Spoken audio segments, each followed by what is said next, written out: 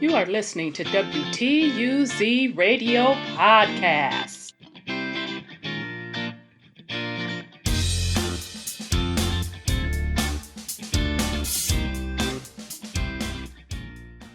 Z Radio Podcast. I am your host, Rhonda, and today's topic, what we will discuss.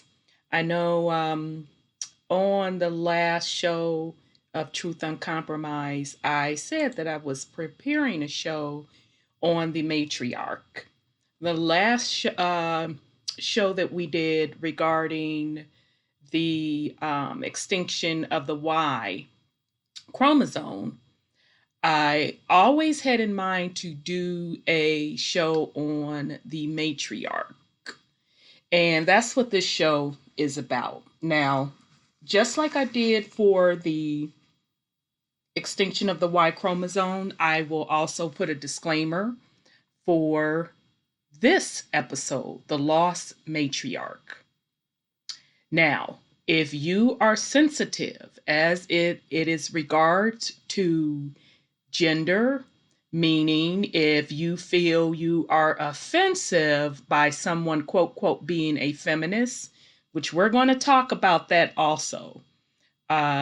If you are sensitive on women rulership, on what matriarch means and matriarch societies, I suggest that you click off of this particular episode right now.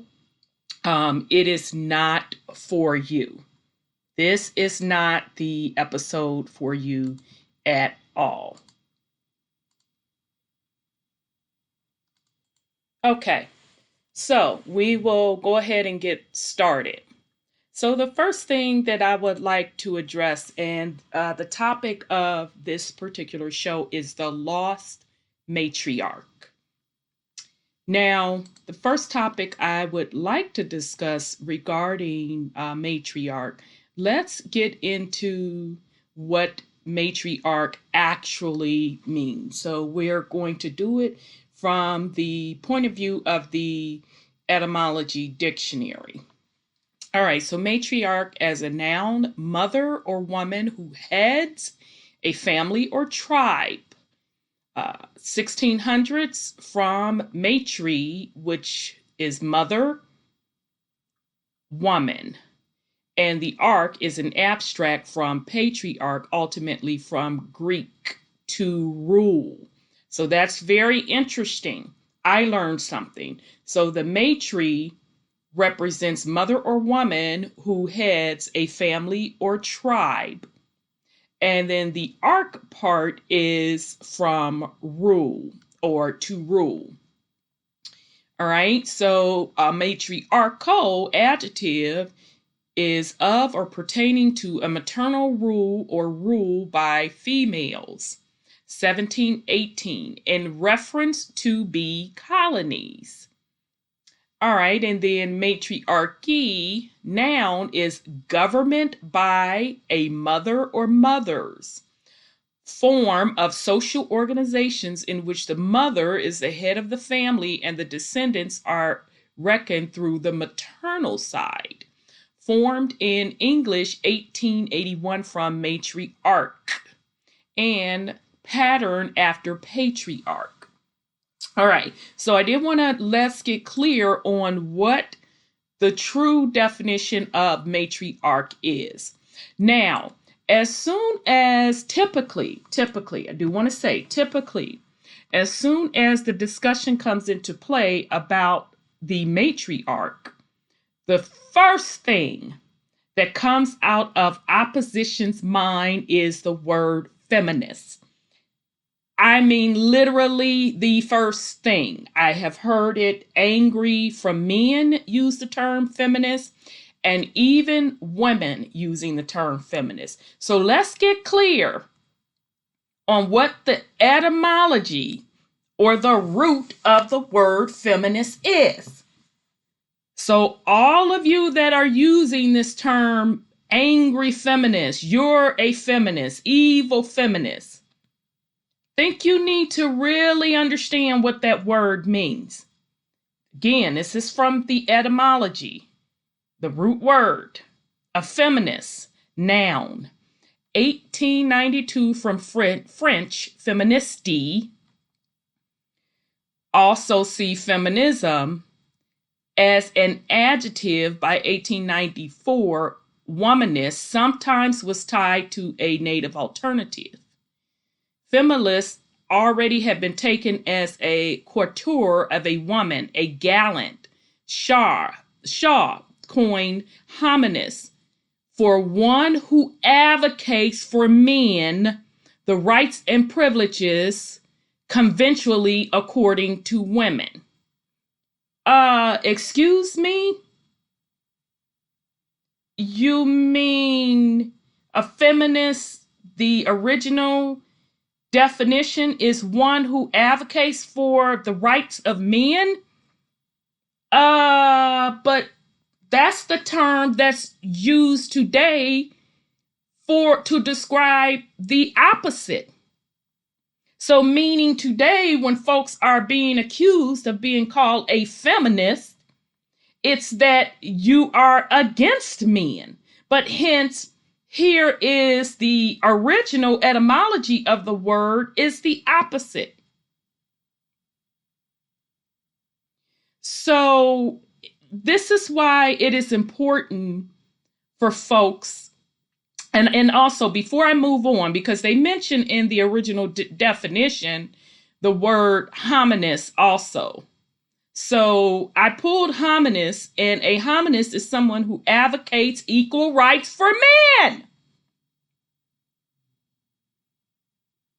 So once again, you have folk running around throwing these titles on other folk, and they're confused about what they're saying.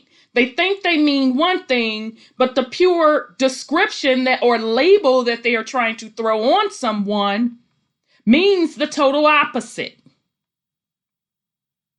Okay? Which it makes sense why, especially melanated women, when we talk about the matriarch, and even melanated men, I don't want to discount melanated men that honor and respect the matriarch, we get offended when you label the women as feminists.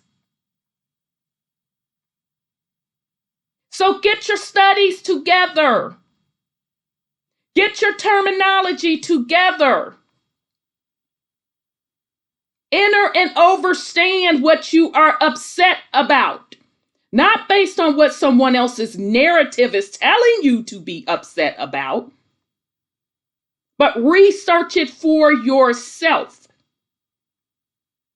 And as a melanated woman who believes and honors and respects the matriarch, it is highly offensive to be called a feminist.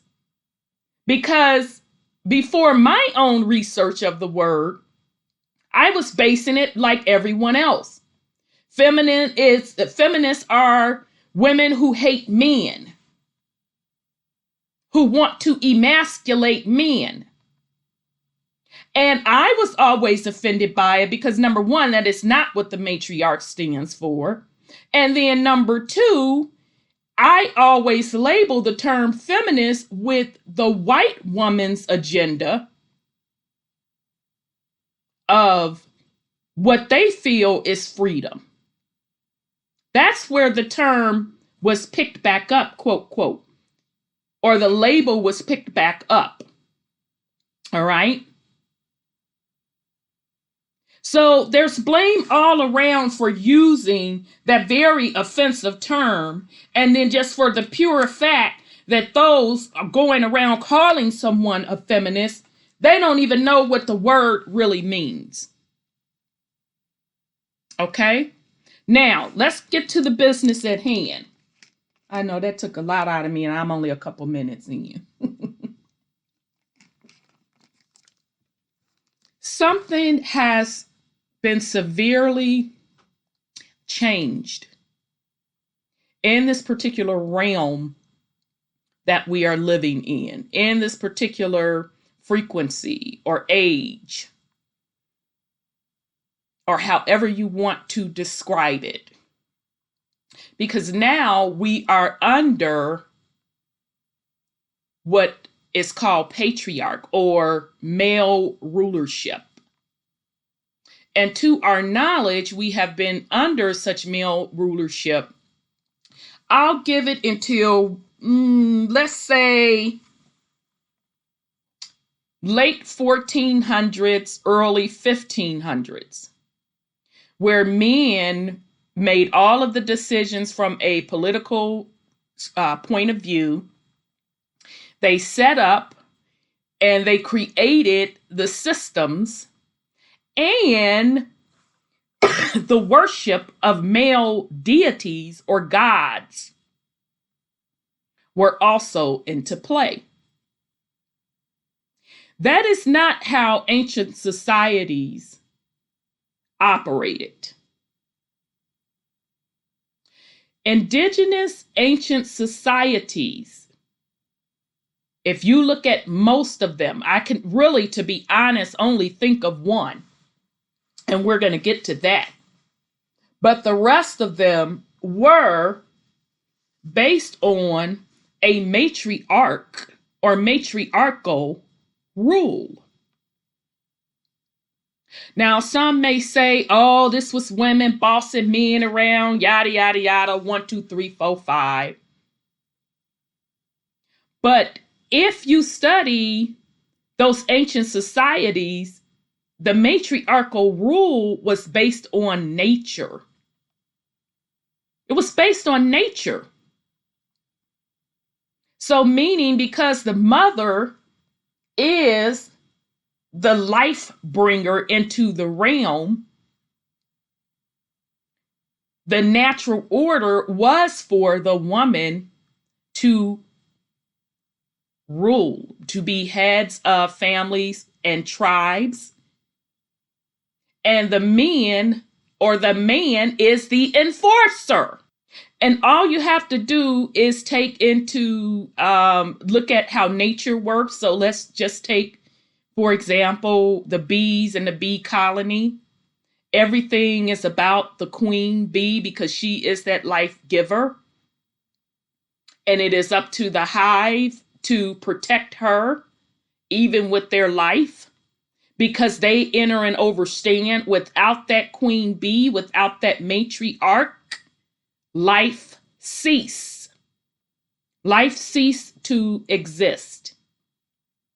Okay, so something happened on this planet where the honor of the matriarch was no longer done, and then the rulership of the patriarch came into play. And with that rulership of the patriarch also came with the worshiping of male deities. Now, the only society that I can think of that did not stem from a matriarch is the Jewish or Christian, and I look at them as one and the same, ideology and religion. And it is even said that with those particular faiths is where the actual switching from matriarch to patriarch happened. Okay? Now, what has that done? Now, it is said that matriarch societies had thousands of years, if not millions of years, were peace. So all we have to really go on is what we have documented today with the patriarch, where we do not get such rulership.